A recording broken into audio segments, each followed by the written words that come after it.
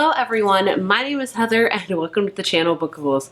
Today I'm here to do an enormous book haul because I do one of these every few months. I used to do them every month, so I'm happy I have eliminated it out to like every few months or so. But as always, I have a lot of books and I always separate them between books I've bought and books I received from publishers. And I'll be honest, usually the book from publishers is my bigger stack. And not the same. I bought a lot. I have a problem. I'm aware I have a problem. Do I care that I have a book buying problem? My wallet does, my heart does not. So I'm gonna start with the books I purchased because like I said, there is quite a few, and then I'm gonna go with the books I received from publishers. So let's get into it. First up is one that I'm currently reading right now. Probably by the time this video goes up, I will be finished with it, but it is Dead 11 by Jimmy Giuliano, I don't know. But I heard about this book because I saw my friend Desi on her Instagram read it, and the cover really drew me in because I'll be honest, I'm a sucker for a lot of things, covers in particular, but particularly covers that have VHS tapes on them. Like if you want me to buy your book, put a VHS tape on it because I was born in the 80s. I grew up in the 90s, so I am very familiar with VHS tapes. But either way, half of it's VHS tape, the other half is kind of like this old vintage horror book. And this is a horror novel, and it is so hard to explain. A creepy island where everyone has a strange obsession with the year 1994. A newcomer arrives hoping to learn the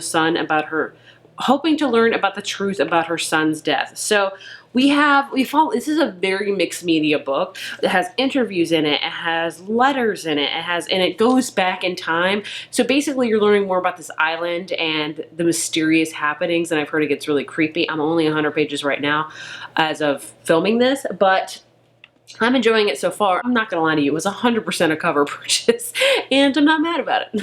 Finally, in the mail, I got my copy of Fourth Wing by Rebecca Yarros.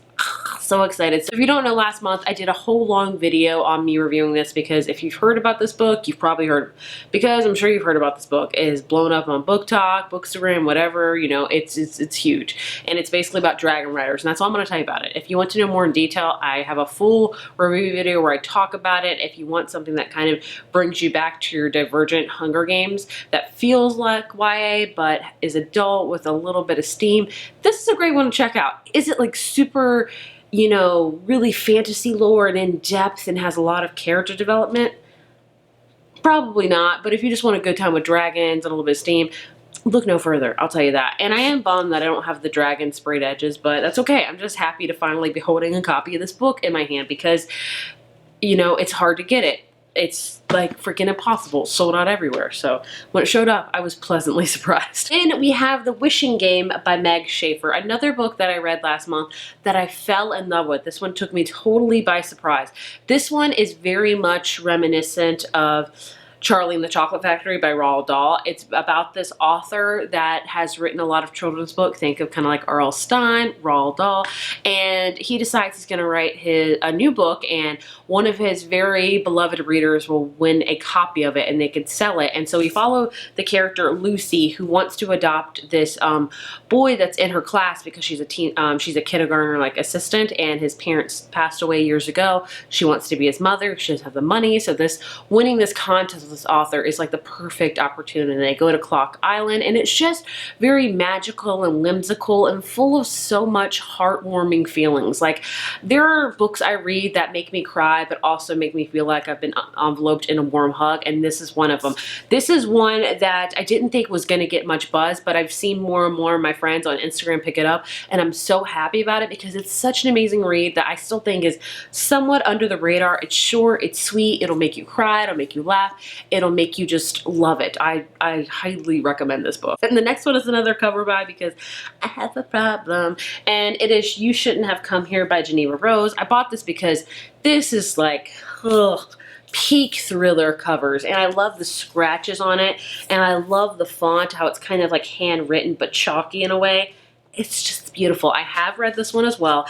It's about a character named Grace who is an overworked New Yorker, and she decides to rent out an Airbnb in Wyoming in like the middle of nowhere. And if you want a thriller full of red flags, look no further, because my girl Grace shows up at this Airbnb and just immediately red flag here, red flag there, red flag, red flag, red flag. And you're like, are you what? It's like, you know, when you watch the horror movies where they run up the stairs, you're like, why did you do that? This whole book is her running up the stairs pretty too much. But the ending made it worth it because it wasn't one of my favorites. But I really enjoyed it. Like, it was fun. And the last book I purchased that I have read, I was trying to separate them in between of read and not read, The Cheat Sheet by Sarah Adams. I read my first Sarah Adams books a few months ago and enjoyed it. She writes a lot of kind of slice of life, really romantic type of books, but with no steam. They're closed door books. So this one follows two characters, Bree and Nathan, and they've been best friends forever. Bree is a ballet dancer. She got into a car accident, so now she owns her own ballet studio. Nathan is a pro football player, and they are so clearly in love with each other, it's ridiculous. And eventually they have to fake a relationship, and finally I'm like, oh, they'll finally just tell each other they love each other. It was cute. Was it amazing? No, but it was, if you just love like a cheesy romance, think of kind of like Courtney Walsh type of books, I would recommend it. It was cute. Then we have a big old stack of books I bought that I have not read. First up, From Luca with Love by Mariana Zapata. You guys know I read The Wall of Winnipeg and Me a few months ago and loved it. Gosh, I loved it. So I immediately had to buy another book by her. I really wanted to buy All Roads Lead Here, but it's going to be traditionally published. So they've taken it off ebook and physical book, and I was like, no. So I know it's a matter of time before this one probably gets traditionally published, so I decided to scoop it up. So this one, it's about like ice skating, and that's all I know. I don't want to go into it knowing much because I just really enjoyed her last book, and she writes some big ones. Like this one is, oh my gosh, it's 530 pages. If you know of any other Zapata books that you really love, please let me know. The only one else is on my radar other than this one is All Roads Lead Here, but I know she has a whole slew of books, so please let me know which one I should read next. I'll probably say this one for winter because ice skating, you know, why not? Then I have a Kennedy Ryan book, Before I Let Go. This one I bought because everyone's been talking about it. I have yet to read a Kennedy Ryan book. Why? There is literally no good reason why. But this is about a marriage that falls apart. They have kids together and they decide to get divorced. But of course, it's never that easy. And it says, they have found a new rhythm, co-parenting their two kids and running a thriving business together. Yet, like magnets, they're always drawn back to each other. Now they're beginning to wonder if they're really, truly ready to let go of everything they once had. Soon, one stolen kiss leads to another, and then more. It's hot, it's illicit, it's all good until old wounds reopen.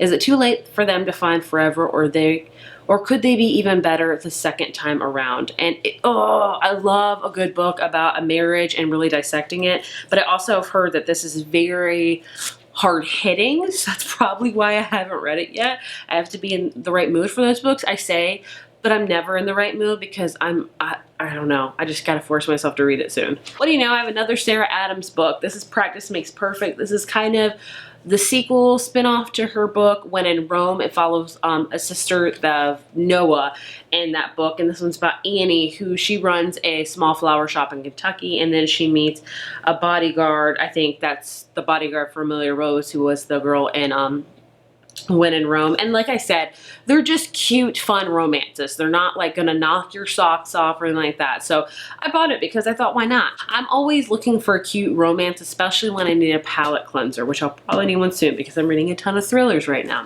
But not thrillers, I have fantasy here. I have The Serpent and the Wings of Night by Carissa Broadbent. I bought this because Fourth Wing kind of made me fall in love with fantasy again, but I have yet to read another fantasy. But this one is about vampires. You want to talk about some buzzwords for me? Vampires, always. Buffy, hello. Man or vampire, the rules of survival are always the same. Never trust, never yield, and always guard your heart. And so I think it's about a human girl that's been adopted by like the vampire king, and years later I think it's like a big old contest. Like I've heard a lot of people compare this to kind of like Hunger Games. It's the Kinjari, hopefully I said that right. I don't know. Again, it is massive. It is, how many freaking pages is this? 450. That's not that bad, but it feels like this could do some damage. And the other fantasy I have is a YA one, Once Upon a Broken Heart by Stephanie Garber. I have read one other Stephanie Garber book before, Caraval. I love the cover of that book. The book didn't really wow me, but I've heard a lot of good things about this, so I thought, why not? So it's about a girl named Evangeline who's always believed in true love, and she learns that the love of her life is marrying somebody else, and she decides to stop the wedding, and she strikes up a deal with the charismatic Prince of Hearts. But soon she she discovers that bargaining with the prince is a dangerous game. So it's got like the Prince of Hearts type of thing. I just heard really good things about it, so I thought, why not? It's been forever and a freaking day since I've read like a YA fantasy. I think this probably will be light on the fantasy, if I'm honest with you. I think it's made more kind of like magical in a way, but I'm here for it. And the last book I bought was, again, a lot of peer pressure. The Summer of Broken Rules by K.A. Walther. This one everyone's been buying because they've been comparing it to Taylor Swift. Why? I don't know. I'm not a Taylor Swift fan. Am I like a really intense one? No. But this one, all I know, it's about a girl named Meredith who lost her sister, and her family goes on vacation on Martha's Vineyard, and they play like this game or something, and there you go. I've heard, like, I don't know why it's compared to Taylor Swift. Maybe they talk about Taylor Swift a lot in this book. I don't know, but I'm not gonna lie to you. I do love a good YA summer read. I really do. They are kind of like my bread and butter back in the day. Like, I love some YA contemporary. So that was the stack of books that I bought. If you don't think it's a lot, here's all of them held up. Yeah, don't tell my husband, okay? Like, my secret's safe with you, right? Okay, cool. I clearly have a problem. I need to chill out. Will I? Probably not. It is what it is. He knew what he was getting into when he married me. Anyway, the other stack is books I got from publishers, which is awesome. The first one is The Only One Left by Riley Sager. Dutton so kindly sent this to me. This is Riley Sager's newest book. It's set in, I want to say, the 80s, and it goes back to even like the 20s, where this girl was not convicted, but everyone assumed that she killed her parents and her sister, but they never were able to prove it. Now she's like in her 80s, in the 80s, get it? And she can talk, she can't even talk, she can't really walk, and it's all about Kit. I think that's her name, Kit. Who is a home health nurse, and she has to go take care of her, and the girl decides to tell her what happened that fateful night all those years ago. It's a spooky one. Is it my favorite Riley Sager book? No, but Riley Sager does settings like really, really well, so I'll give him that. But I did enjoy it. It was a lot better than this last book, so to me, that's winning. Then from Bloom, I have Stinger by Mia Sheridan. I have not read a book by Mia Sheridan. It's about a girl named Grace who, and Carson, don't know exactly. It says, sometimes you don't even realize anything is wrong until someone comes along and changes you to make you want more. Okay. I don't know anything about it. I've heard about Mia Sheridan, but I don't know anything about her books. I have this one, and I have another one by her called Kyland that they sent me a couple months ago. So which one should I read? Please let me know. And then this last stack of books are all from Berkeley. I'm not kidding. These are all from Berkeley. I love Berkeley. They're great. They have some great thrillers. They have a lot of great romances. Gosh, I love the romances. But either way, thank you, Berkeley. I love you. They sent me Business or Pleasure by Rachel and Solomon, which I'm so bummed they did not like, because this cover, her covers are always A+. This one was so boring. Like, I pushed myself to finish this. All I know, I'm just going to give you Cliff Notes because I barely remember. It's about a girl that's job as a ghostwriter. She, one night, hooks up with this guy. It wasn't that great of a night. What do you know? She just gets a new assignment that she has to write a memoir for this B-list actor that was on like Teen Wolf or something. She meets up with him, you know, hi, I don't know why I'm trying to reenact this, but just go with me here. And what do you know? It's the guy she hooked up with. And, you know, it's awkward. He thinks it was an amazing night. And she's like, bro, it really, really wasn't. So they work on the book together. And also she teaches him things. You know what I'm saying? And it sounds interesting, right? It was not. It was boring. And I don't have fun saying that, but I really did not enjoy it. Then I have Kiss Me, Mi Amor by Alana Quintano Alberson. This cover, it says love and tacos right here. Yes. It turns out that a fake relationship between enemies is the perfect recipe for a love that sizzles hotter than Santa Barbara's spiciest salsa. So I'm guessing it's about Enrique and Carolina, who are enemies, and they have to fake a relationship. And it sounds really cute. The cover's really got me intrigued. It's cute.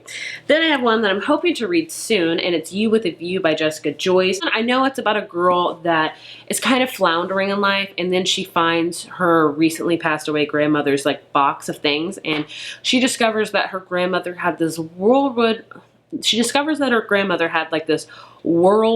romance with this guy that was not her grandpa, like before she met her grandpa, and she's like, that's weird. And so she like makes a TikTok about it, and you know, like you know, kind of a montagey thing. And the guy replies and he's like, that's my grandfather. And so she meets up with that guy, and what do you know? It's like her high school nemesis, and they go on a road trip together to find out more information. It sounds really cute. We'll have to see. I've never read anything by this author. It might be her debut novel. I don't know, but the cover, again, solid. Then we have Love Theoretically by Ali Hazelwood. She writes women that are super smart and scientists. This is rival physicists collide in a vortex of academic feuds and fake dating shenanigans. It's a STEMinist novels, that's right. I do enjoy her books. I don't love the science aspect of them, but that's just because I'm not a science person. Like, you want to talk about my worst classes in school, science and math, every day, all day, not good at it. So I enjoy her books. I don't love them because of that. Then we have a new Sarah Desai book, To Have and to Heist. This one is exactly what it says. To exonerate her best friend, one woman must mastermind a jewelry heist during the wedding of the season in this hilarious romantic comedy caper. Super cute. I've read a Sarah Desai book before. I've read a few, actually, and enjoyed them. So this sounds really cute. The 7-Year Slip by Ashley Poston, I still need to read. Why I haven't read it, I don't know. Maybe because when I look at this cover, it looks fallish. Maybe in my mind, I'm saving it for that. But basically, it's about a character. She moves into her great aunt's that's passed away amazing apartment, and there she finds a guy there, and they kind of fall in love, but he's living like 7 years in the past, but she's living here now, but somehow the apartment, it's like kind of like The Lake House with Keanu Reeves and Sandra Bullock. So we'll have to see. I've heard mixed things about this one, which could be another reason in my mind why I'm pushing it off. I don't know. If you've read it, let me know. Do I need to read it like now, or is it a fall read? Because girl, you know, I love some fall reads, okay? Then I have one I have read, Love Light Farms by B.K. Borison. That's right, Berkeley picked this up. I'm so excited about it because this is a great Christmassy novel. It's a small town one about two friends that have to fake a relationship, but again, they're so clearly in love, and it is Christmassy. You want a cute Christmassy book? Look no further. And the last two books I have are again by Kennedy Ryan. It is The Kingmaker and The Rebel King. This is about Maxim and Lennox, who I think she is protesting an oil pipeline, and it's his family, I think, that has to control it. And it says Lennox tries to hate Maxim, but the exonerable pull between them across miles and years will not be denied. And this might be the sequel. Yes. I don't want to read too much what that's about because I don't want to spoil myself, but I do want to, maybe I'll do like a whole Kennedy Ryan like vlog. That would be awesome. But either way, those are all the books that I have. Holy crap, this is a lot. I am thankful to have read a lot of them, so I don't have to put them on my cart. Either way, if you've heard of any of these, do I need to read these soon? Please let me know down in the comments. As always, thank you so much for watching, and I will see you in my next video. Bye.